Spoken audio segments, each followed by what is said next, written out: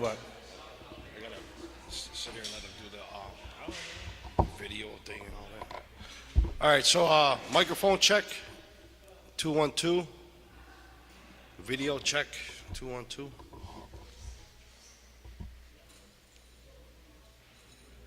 Okay, that's good.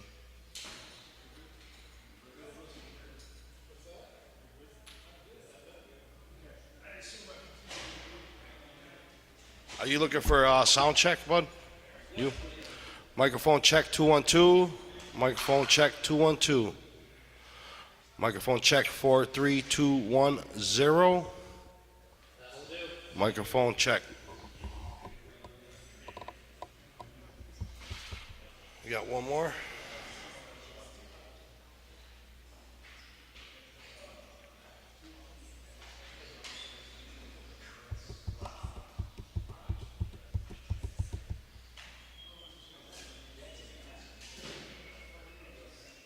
Microphone check 212. Microphone check 212. Yep, I'm gonna stand here for the video for you, and then I'm done.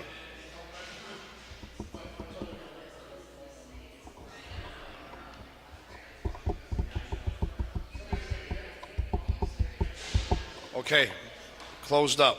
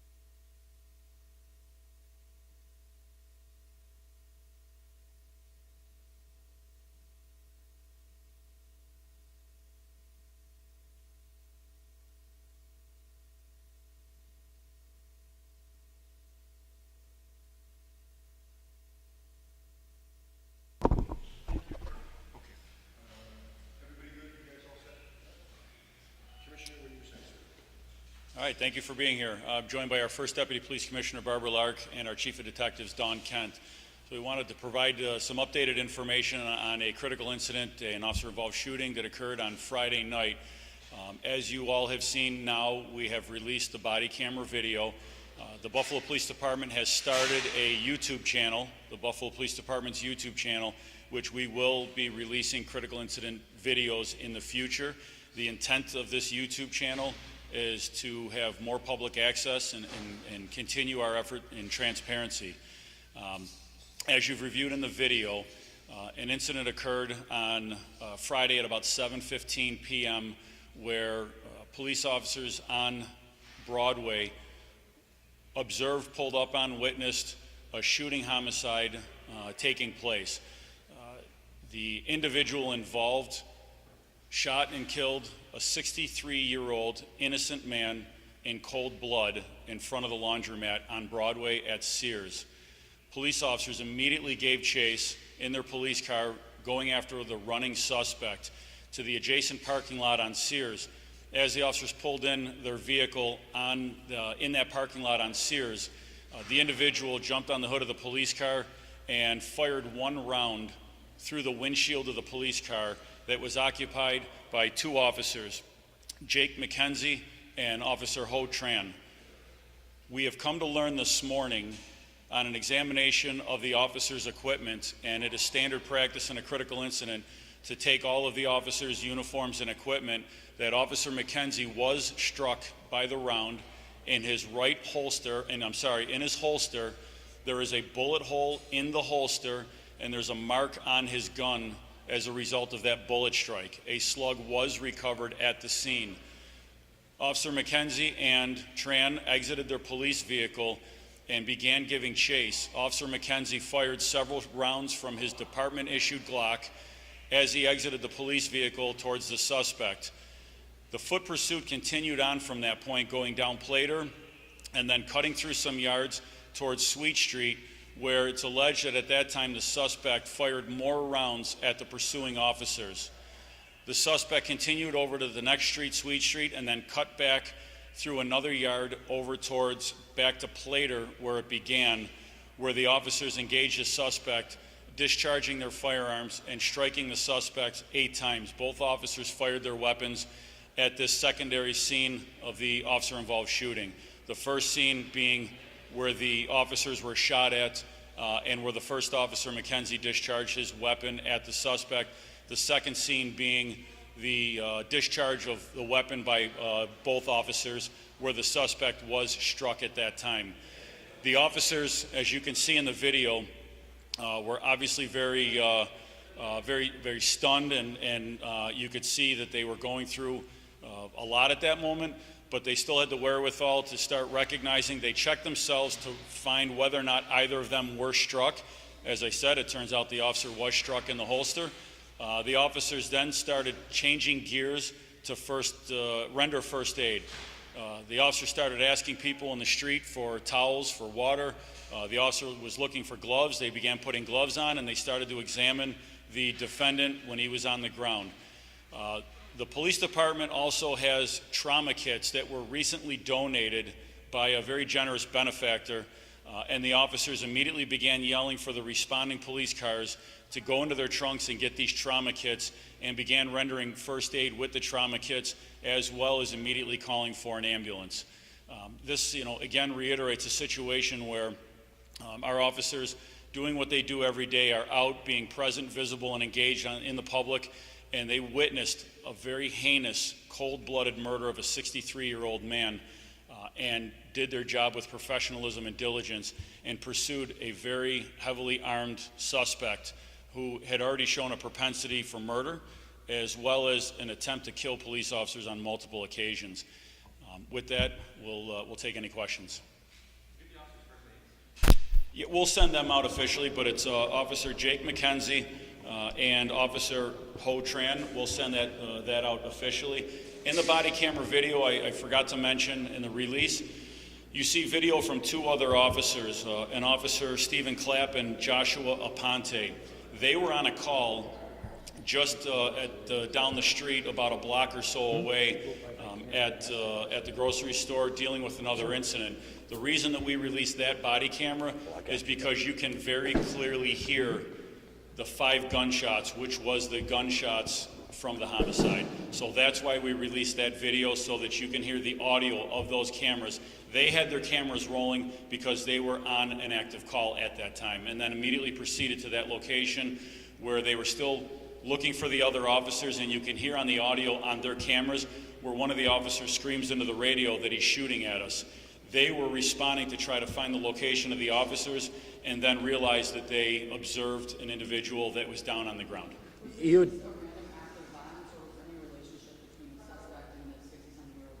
I'm not going to get into the motive when the time is right.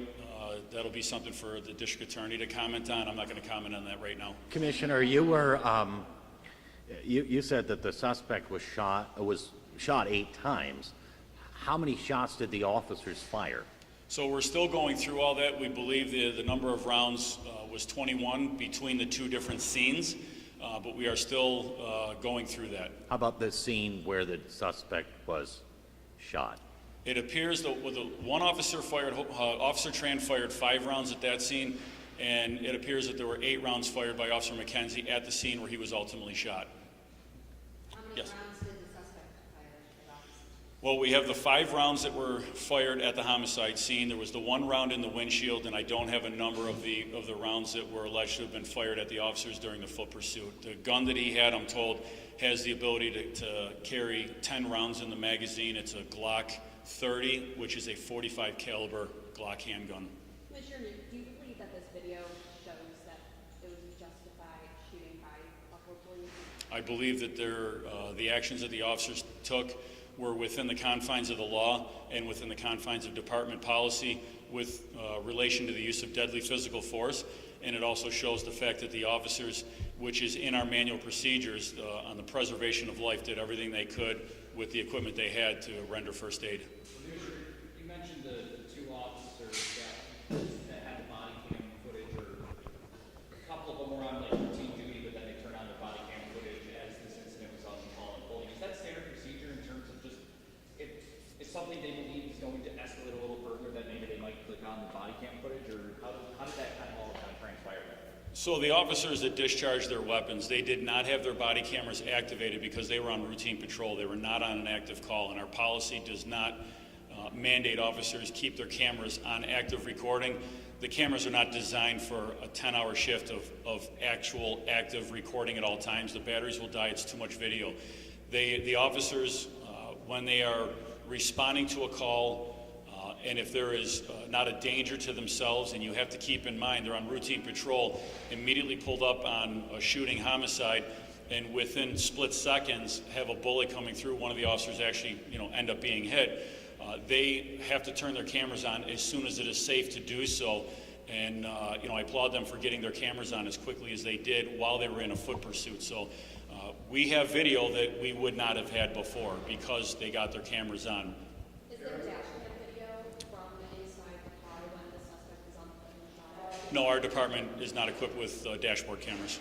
That officer, the holster was there, right? The holster was hit. There's a bullet hole, we believe to be a bullet hole in that holster, and like I said, a slug was recovered at the scene. Condition of the suspect? Stable. And as I said before, the suspect is on active parole for possession of a gun, and he was in possession of a gun and had an extreme willingness to use that gun, not only on the average citizen who was sitting out on Broadway Avenue, but also against our police officers. And that's, again, as I said the other day, I have a serious problem with that. And then, it was fairly quickly that we got this body camera footage. Why have we not gotten body camera footage from the incident lodged with the officers? So we're working on that. There's a substantial amount of video when it comes to that scene. We know that we had numerous scenes. I believe it was 19 different crime scenes. We had multiple officers that were involved in discharging their weapons. That's not the average everyday scenario. I think we've shown that this department will be very transparent and release what we can, when we can, as soon as we can. This is now, I think, the 3rd video that's been released in what I feel to be very, quick fashion. We are actively working on that as we speak. And just to give you a little insight, the video that we released today, and it's a new style of release to be, what I feel to be a more professional. It takes time to do that, and we're working through that. We are working through that video now, and the intent is to have that released very soon.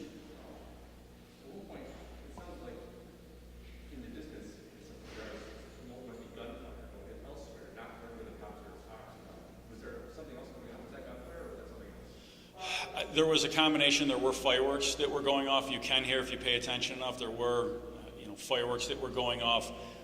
Whether any of those were gunfire, I don't know. And that's, part of the issue of, was some of that captured of the suspect firing? I can't say if that was the part of the video that you're referring to, but there were fireworks that were going off, and there's a lot of people out on the streets as well. I mean, this suspect, part of the use of deadly physical force justification in New York State law is a danger to the public. Obviously, this defendant exhibited that dangerousness to the defendant, and further on at the end of that block, there were people out on the sidewalk. This situation had to be terminated as quickly as possible. Yeah, we heard officers telling those people to go inside, so you believe that more people could have been injured perhaps if the officers didn't take action? I fully believe so. I mean, looking at the actions of the defendant, and it was Officer Aponte who, when he got out of the car and he went after where the officers were, his partner, Officer Clapp, went to the attempt to go to the aid of the deceased, but the officer, very consciously taking notice of people out there, was telling them, "Get back in your house, get back in your house." So yes, it was a very dangerous situation. I just want to make clear, just so I can make sure that I get it right. So the reason why there's not video from inside the car or up until the chase was because they did not have cameras on, because it was not at that point an active situation. Is that correct? Correct. They're on routine patrol, and it's not policy to keep their cameras on. They activate it as soon as they could, which is the policy, to activate it as soon as you can if you happen upon a situation. And they just happened upon this. They just happened upon that situation. They were out there on patrol where they needed to be, where they should be. We have our officers out, in the areas that are propensity for violence. It's part of our micro hotspot crime plan. We're trying to be in places to be present, visible, and engaged in as many places as possible. And they were out there doing their job like our officers are doing every day. Commissioner, the release of body cam footage has become more and more prevalent, I think, across the nation, but, also with Buffalo Police Department. But with this new system that you're going to be using via YouTube, just can you talk about that decision, and also what made compel the department to release this type of video in terms of just putting it out to the public so everybody can see it? There's other major city police departments, there's other police departments across the country that use a YouTube channel. Seen that, thought it was a great idea. We wanted to get ourselves to that point to do that. Like I said, getting the video together with factual detail, not opinionated detail, but factual detail.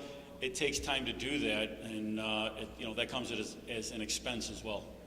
And in terms of just using the video and releasing that body cam footage as some way to kind of help provide context to the public, just how important is that to be able to get that out there, and whether it's to back your department up or provide a little more details to helping people kind of understand what happened? Yeah, it is. It's, you look in the past, and it was, the police departments would put out a statement, and this is what happened, and then that information would go into a court.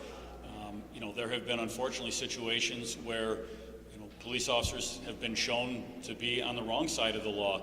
We now have body cameras, and there's been significant investments in police departments across the country to have that video evidence so that it is no longer, a he said, she said type of scenario. We now have that video. We can, be the producers of our own show, if you will, for lack of a better term, to show, no, this is exactly what happened, and this is what's happening. It professionalizes our police department, it professionalizes our police officers, and it holds the public more accountable as well.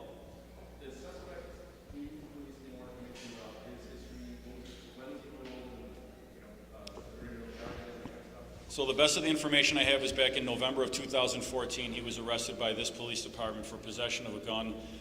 There were some other circumstances. I believe he was convicted in 2015 of that. I believe that was the time frame.